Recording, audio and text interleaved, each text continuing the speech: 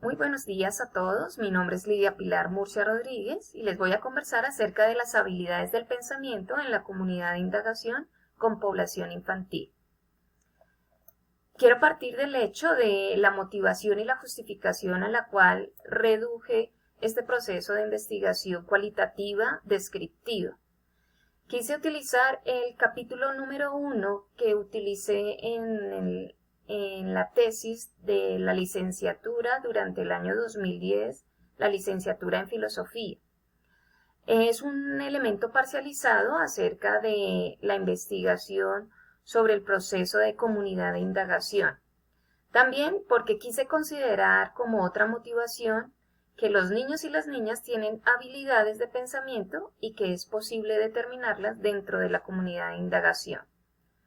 Para ello, creo que es necesario que la filosofía para niños sea la oportunidad de seguir cultivando el asombro, la pregunta, el análisis y la reflexión en cada uno de ellos. También descubrir que los niños y niñas son un engranaje, un complejo humano fuerte de comprender. Y también que los niños y niñas tienen cualidades y habilidades que deben potencializarse y reafirmarse. Esta investigación entonces tiene como pregunta base ¿cuáles son las habilidades del pensamiento en estudiantes de 10 a 12 años cuando se utiliza la metodología comunidades de indagación? Y el objetivo de esta investigación radica pues también en identificar precisamente esas habilidades del pensamiento presente en los estudiantes de 10 a 12 años del Colegio de las Mercedes por medio de la comunidad de indagación. Ante estas preguntas, pues tuve como metodología en lo teórico utilizar a 3 autores. En las habilidades del pensamiento a John Dewey, en la comunidad de indagación a Matthew Lipman y en la utilización del cuento como instrumento de educación a Oscar Brennifier y a Diego Pineda. Retomaré de nuevo la idea en relación a su sustento teórico, en que John Dewey, entre las habilidades del pensamiento, manifiesta que es un conjunto de hábitos, actuaciones y sobre todo virtudes que se van cultivando para formar la persona humana.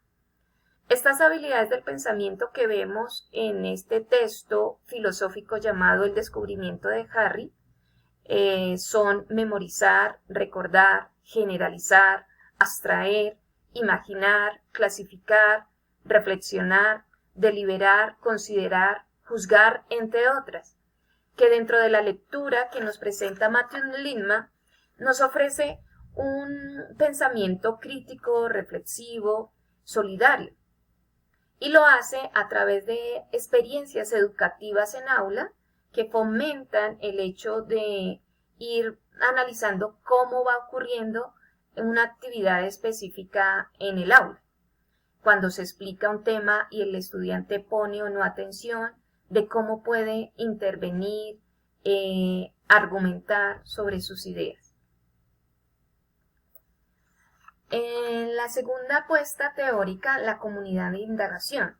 Según Matthew Lipman, la comunidad de indagación es el espacio donde en libertad y con sensibilidad el niño y la niña pueden expresar lo que se tienen, lo que ellos entienden, en este caso de esta lectura filosófica que le estamos realizando.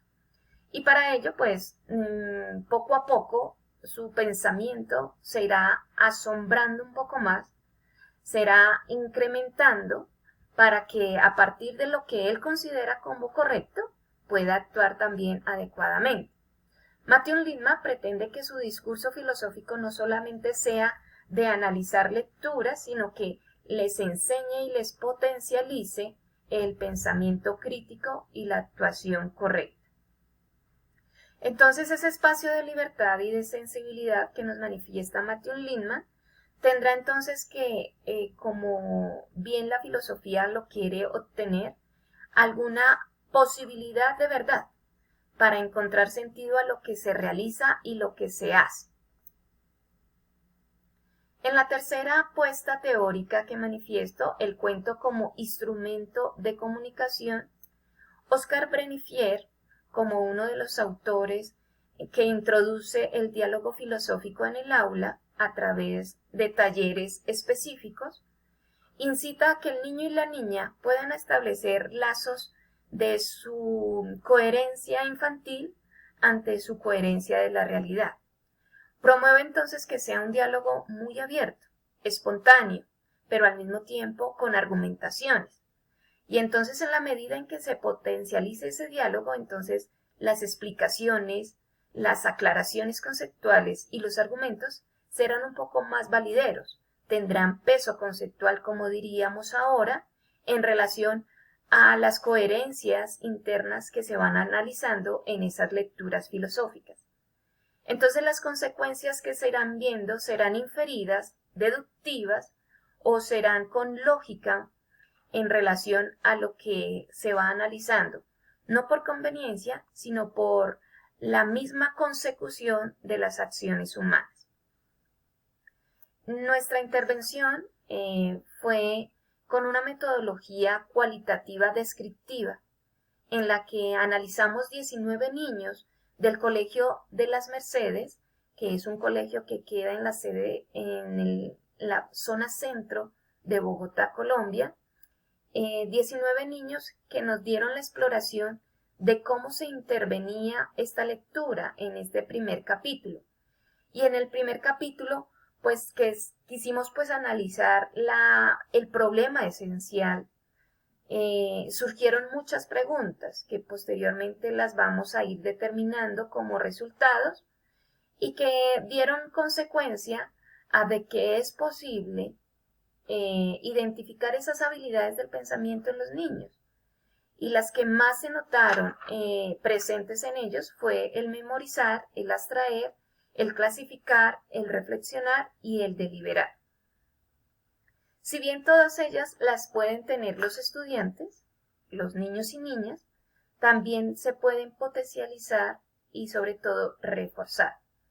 Con la lectura del capítulo número 1, en el que se pretendía analizar situaciones como el invertir oraciones, el establecer la continuidad de una oración hacia otra, o el darse cuenta que si inviertes el sentido de una oración puede convertirse en falsa. Y el mismo resultado del cuento dará noción de que hay deducciones que pueden tener la posibilidad de verdad o de falsedad. Entonces, ¿qué hicimos o cómo se ejecutó? Se ejecutó en la clase de filosofía para niños, que en el colegio se llamó así, y se hizo la lectura personal, grupal y de apoyo escrito de ese capítulo número 1. Y los estudiantes fueron determinando cuál era el problema presente en el capítulo. Se crearon también preguntas que fueron establecidas dentro de un marco de escritura personal y también de escritura comunitaria.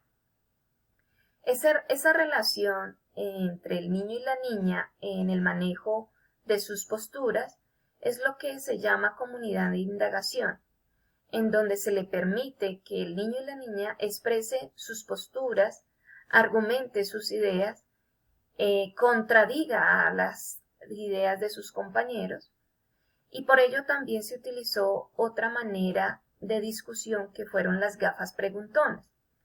Cuando el niño intervenía y quería emitir una pregunta, se le colocaban sus gafas y establecía con ellas opciones de relación.